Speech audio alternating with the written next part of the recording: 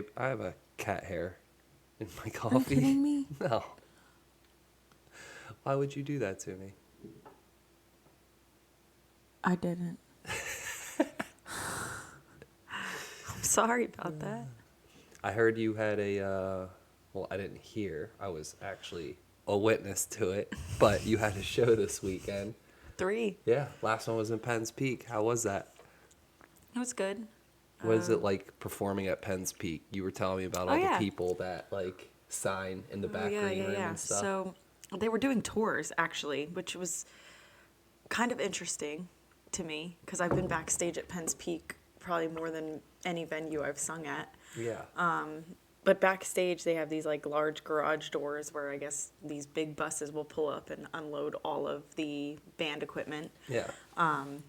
But in the back green room, why they call it a green room, still don't know. But there's these posters of everyone who has played there and signed, people that you've heard of and people you really haven't heard of.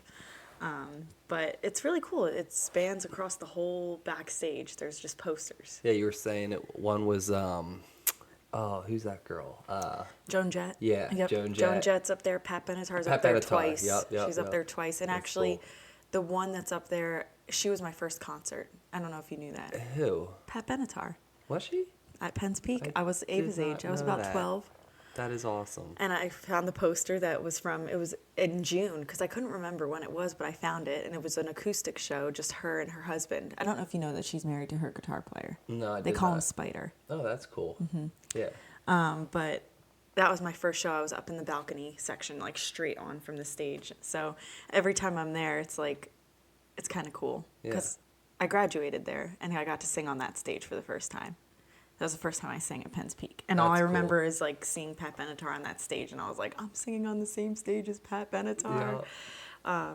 So that and was then- like your moment of like you wanted to be up on stage, or did that moment already have like I created inside of you? Sixth prior? grade. Sixth grade. actually, I lie. Yeah, no, it was 6th grade. I was actually production management, so I was helping with the talent show, and I was Okay. the one kind of like organizing the show, and they didn't have anyone to test the microphone, so I just went out and started singing, and everyone was like, why aren't you in the show? And I was like, I don't know. And I ended up being in the show, and from there I was like, I need to be on stage. I need to Yeah. be doing this. So So when you first started doing your own shows and stuff, did that start off by you and acoustic, or did you find a band right away? How did that happen? So I always did music, and when I graduated high school, I was really upset that I was going to be done being on stage. I actually cried. I bet. And I was kind of thinking, what can I do to keep doing this, getting this feeling, this gratification of just performing? So I started off just doing acoustic stuff. And that's kind of where I got my feet wet into what it was like to perform, because to me, the band and acoustic stuff is a completely different ball game. But yeah, I did acoustic for many years before I jumped into the band scene. But That's cool. Yeah. Did you like the acoustic more? Because I would assume at that rate, mostly all eyes are. I mean, you're the lead singer. A lot of the time, eyes are on you. But with a big band, the energy gets passed on from different band member to different band member. Like you'll have a guitar solo, you'll have a drum solo, you'll have a sick bass line. Like, is that more fun, or was it more fun being in a more solo acoustic environment?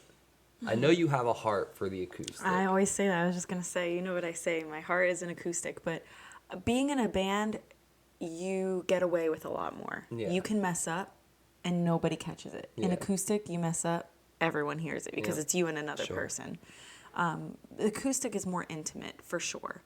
But the band stuff is definitely more fun, 100%. I feel like our baby is going to wake up, which Yeah. kinda is gonna put a damper on this maybe, but I do have a few more questions. First off, your band's name is Toolshed Jack. Yeah.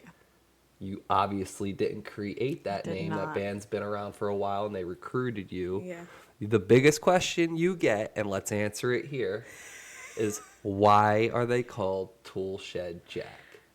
Well, the guys, Joel, who's an OG member, as I like to call it. Your lead guitarist. Our lead guitarist, yeah, and our previous bass player. I guess actually it wasn't even our previous bass player. Basically, it was just Joel. They were getting a band together, and it was kind of just a gag thing. They were like, "Oh, we're never going to go anywhere. What should we name ourselves?" And I think it was Steve. I'd have to ask Joel, but they ended up just going, "Oh, Tool Shed Jack," and they're like, "All right," and it stuck. But then when they started getting traction, and the name stuck, they're like, "Well, now we can't go back on it." Yep. So that's kind of where it stuck. And this and is Joel. There's you. This Yeah. is at that was at oh, Tamaqua. yeah. That's at the Stitch. That was our Brian. 2024 promo video. Yeah. Jeff. Yeah. Yeah. We Tool just Shed don't have Jack, Leon guys. in there. Go follow them. They're awesome. They do weddings, all kinds of other shows, but you can log on to their website and check them out. We are gonna go get our crying baby. We'll She's continue this. now waking up from a nap. But thanks, Mick. Yeah. Love you, babe. Love you too. Bye.